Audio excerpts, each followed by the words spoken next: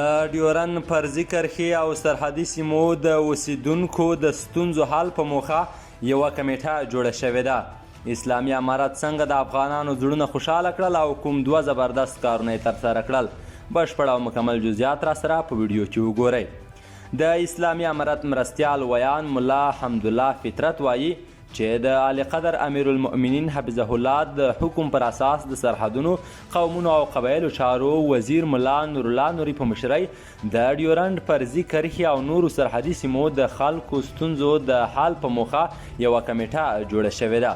د ښاغلي فطرت په وینا دغه کمیټه به د سرحدي سیمو اوسیدونکو ته د دیني او عصري زده کړو، روغتیا، مخابراتي خدمتونو، سړکونو رغولو او د څښاک پاکو اوبو رسولو برخو کې معیاري خدمتونو زمینه برابره کړي.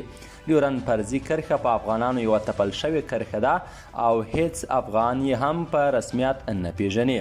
او په یو بل ښه خبر کې اورئ د اسلامي امارت د کرنې وزارت اعلان وکړ چې د کروندګرو اضافي غنم به پیري.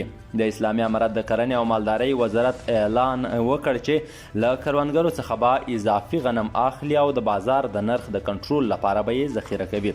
دغه وزارت وایي چې اضافي غنم به په سیلوګانو کې ذخیره کړي او د بیې د لوړېدو او هم د بیړنیو حالاتو په صورت کې به بازار ته وړاندې شي. د اسلامي امارت د کرنې او مالدارۍ وزارت ادعا کوي چې د افغانستان په 14 ولایتونو کې 8,800 مټریک ټنه اضافي غنم موجود دي.